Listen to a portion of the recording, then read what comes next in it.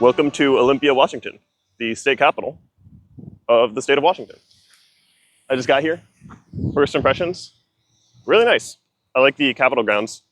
They're a lot grander and sort of feels more secluded than any of the other capitals that I've been to.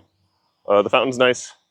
The buildings are nice. The Capitol Dome is pretty impressive. It feels big, like more dome forward than the other capitals we've been to. And it's certainly, at least on the scale of Sacramento in terms of grandeur. Overall, good first impressions. And we're gonna head inside.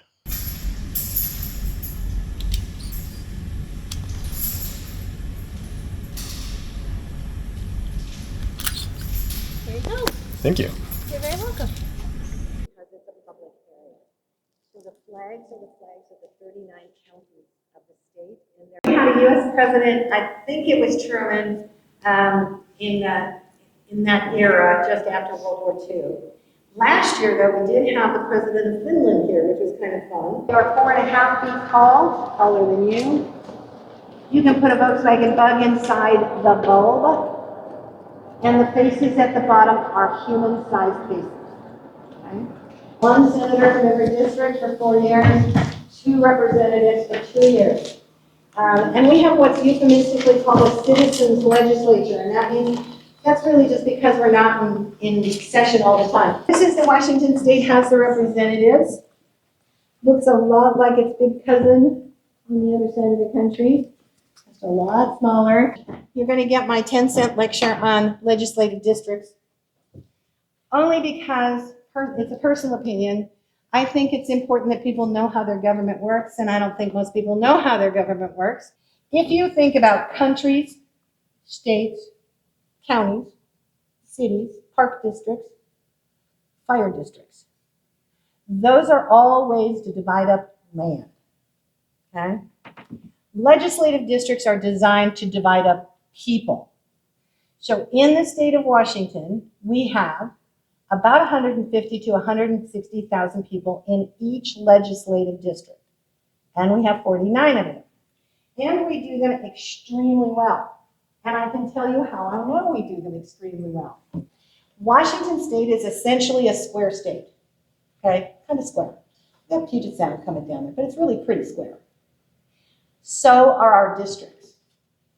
Okay, which means, and I'm going to show you this, just you can't really see it, it's kind of really small, and it's a little bit haggard now, but just so you get a sense of it. So the whole point of a legislative district is not to identify who is in the district, but to identify how many are in the district. That's all that should matter. Okay? It isn't all that always matters, but that is what matters. So when you look at the state of Washington, you just by color, you can see the mountains go down the center of the state. The east side of the state is agricultural. So when you look at the size of the, here, look at that. Look at the size of that. It takes up the top third of the eastern half of the state because that's farmland. This is the Palouse, where they grow more wheat per acre than anywhere else in the world.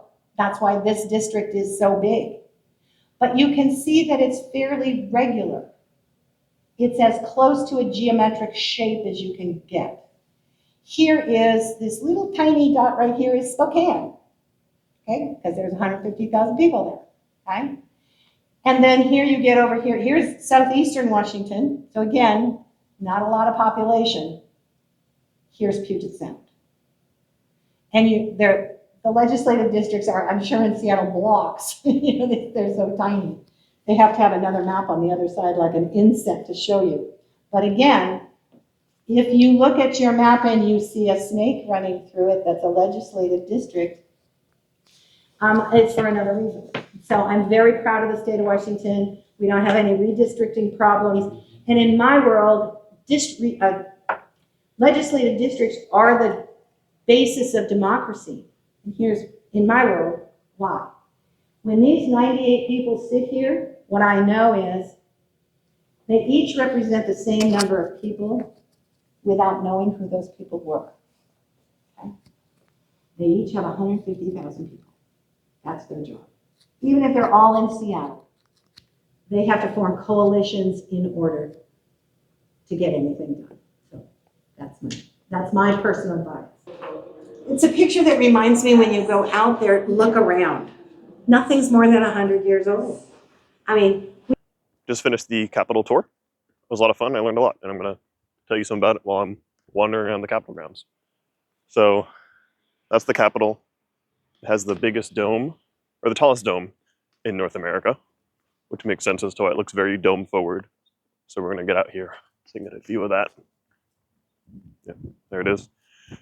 The whole campus here was developed by like certain planners. I think there was 2 guys from New York that developed the whole grounds and planned it out.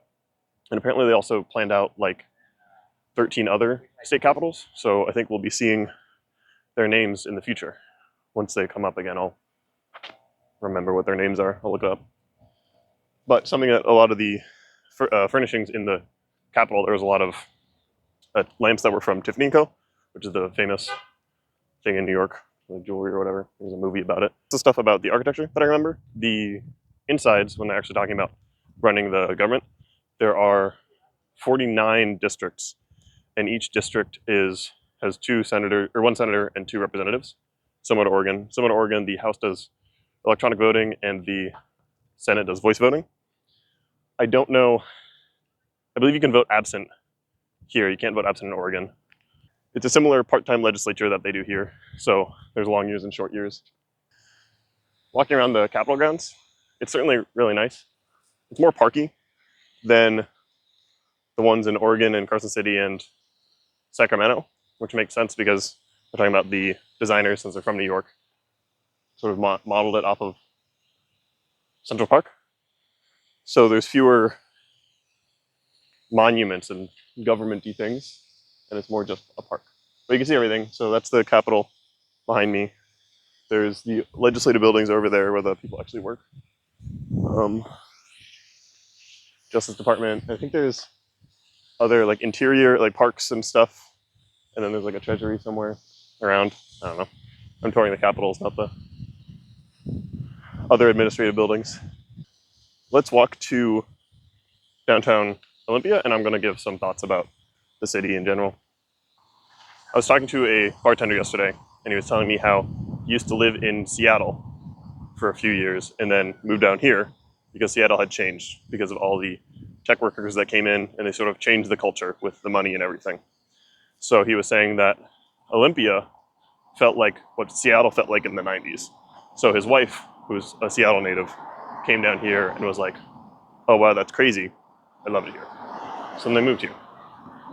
And because of that, it's a very small town vibe as well.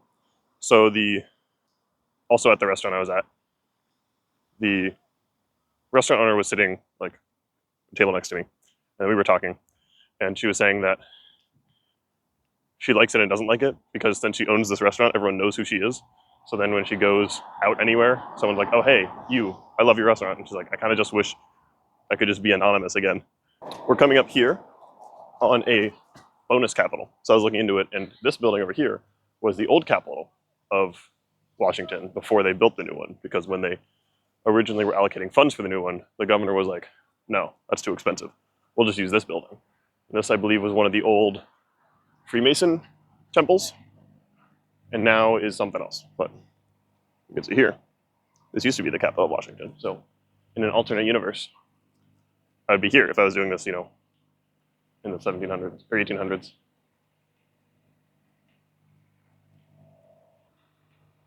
The statue of, I think, the governor who made this the Capitol building would be my guess, but don't quote me on that.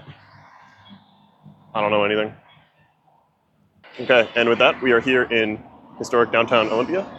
I'm going to go wander around, check out a few shops, and next capital we're visiting is Juneau, Alaska. So see you then.